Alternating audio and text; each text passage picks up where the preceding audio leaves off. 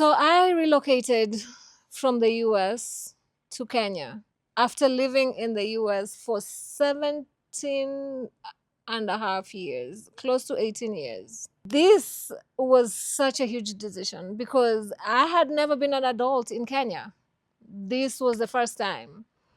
And yet I uprooted my whole life and my whole existence and went ahead and planted it in Kenya. Although I was born and raised in Kenya, this was still a major decision to make because I knew nothing else except my life in the US. When I was here, I was living with my parents. And I had not done that for forever. You have to recognize that I was doing a lifestyle change, continent change. When I think about it right now, at that time, this is something that it is monumental. Like literally, it's something that I had not thought about till right now. I know some of you are trying to make decisions, huge decisions, or even small decisions regarding anything and everything in your life. Life is made by a series of decisions that we have to make every day in order to end up where we are aspiring to be. That being said, there's always a method and a way that you can make the decision making process easier for you.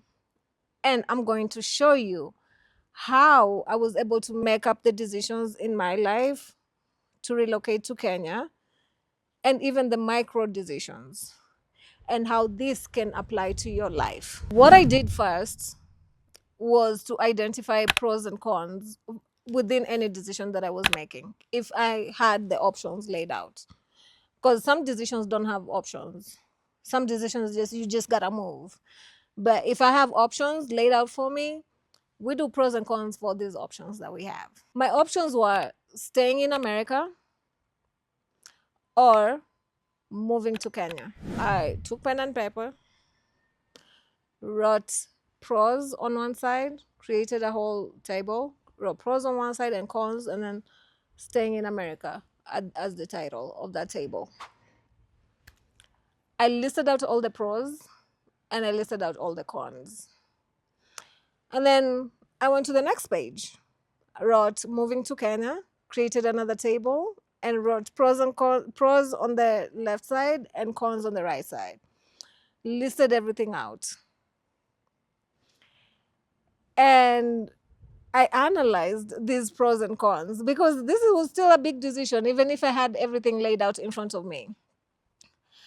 I identified the option that would cause so much pressure for me, which was moving to Kenya.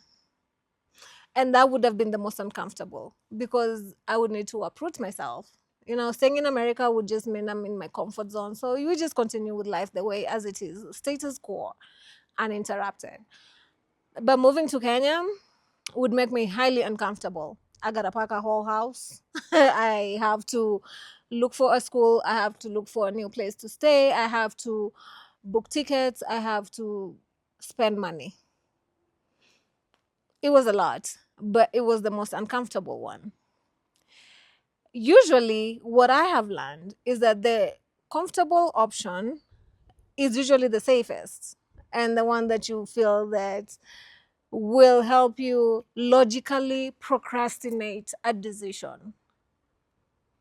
When you're logically procrastinating a decision, you are justifying as to why you just need to be comfortable and within your comfort zone. It is just glorified by everybody because people like comfort zones. Human beings do not like change, me included. I'm sure that whatever decision that you're trying to make, there is some form of change that will be uncomfortable. But yes, choose the most uncomfortable option, the one that will give you pressure. Okay, when that pressure is applied, that's where you rediscover yourself. As you all know, diamonds are created with pressure. So you never know. We just have a diamond on the other side after all this is done. The next thing that I did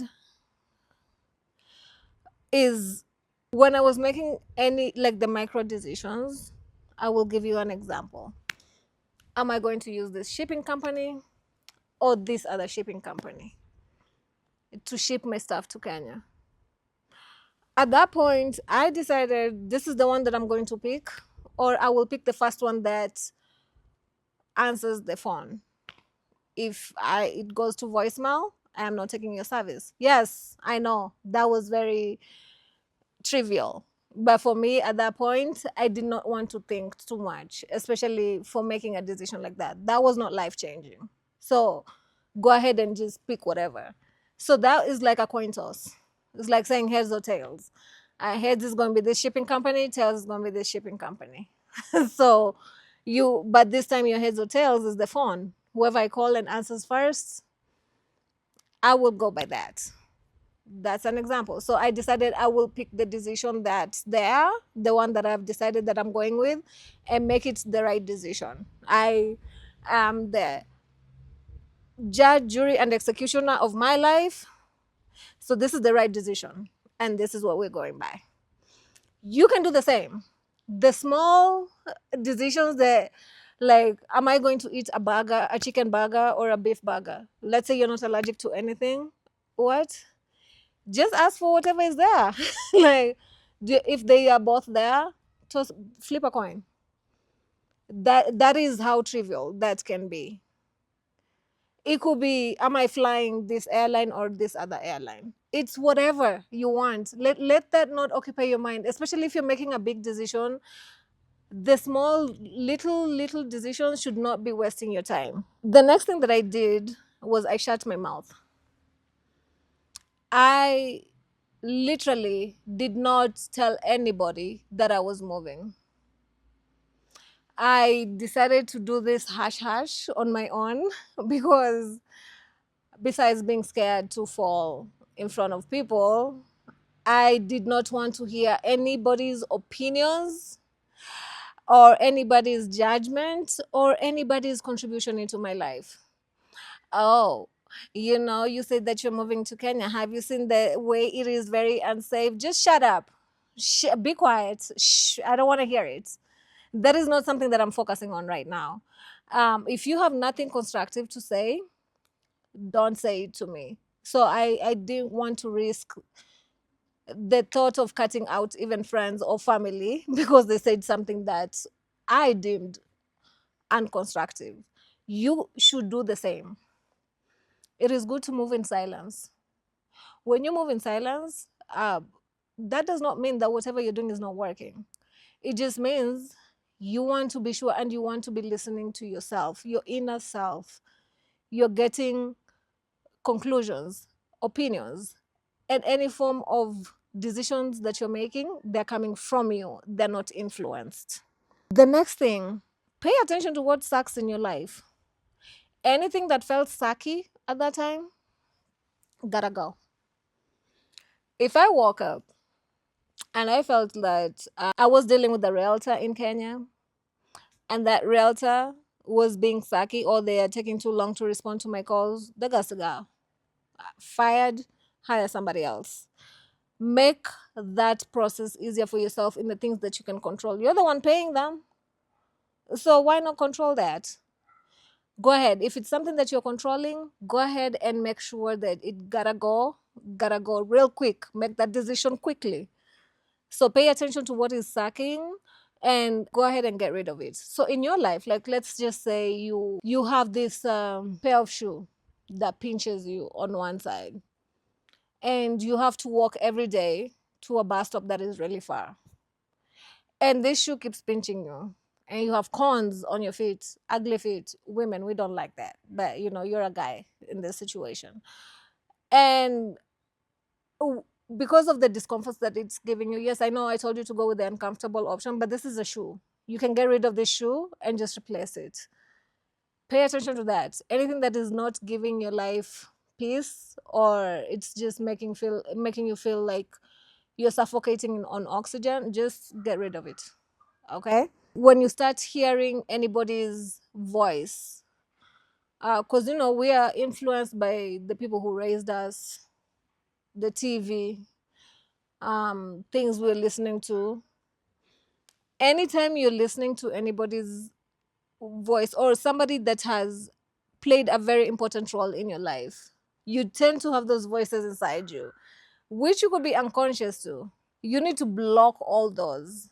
What I did is I blocked all those voices. There was a time I'm an avid fan of podcasts, but I will not listen to anything that would talk about world news because I didn't want to hear anything else that was interfering with my process.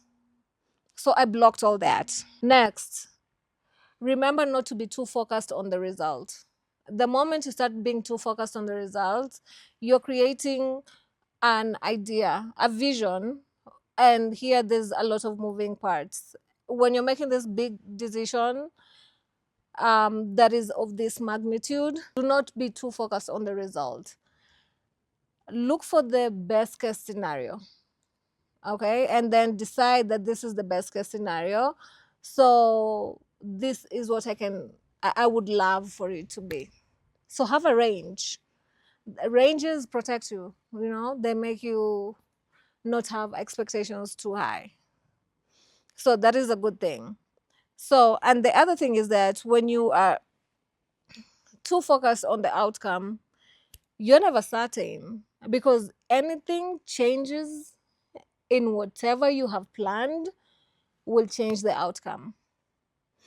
And if you think that you can make other changes in the beginning and have the same kind of outcome, you're lying to yourself. That can never happen. If you're cooking, you said that you're making chicken stew. However, when you go ahead and check your refrigerator, you do not have chicken anymore, so you have beef.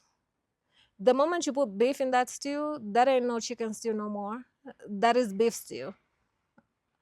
Okay, so don't focus on the outcome. Just be sure that you're gonna be full. Make it tasty, okay, and have that beef stew. That's the thing. In this process, roll with the punches. Other thing that I need you to also take heed that helped me was finding out what my best case scenario was and my worst case scenario was. Best case scenario for what I was trying to achieve and the worst case scenario of what I was trying to achieve. Once I identified the worst case scenario, I came up with mitigations, like things that would be able to sort any worst case scenario that would pop up. Wrote them down. And we started praying against them. Okay, we were praying against the worst case scenario. Once you're aware of what the worst case scenario is, you get to cushion yourself and you get not to be too afraid because it will be familiar, being that you had already thought about it. So it's not a surprise. Remember that always. This is the best way to make yourself have a cushion. The next thing, trust that the universe is working for you. You have put the intent out there. You're working towards this decision. You're working towards this goal that you're trying to achieve. You're working to go in that direction. The universe will work for you. Trust that. Always. And don't even doubt it.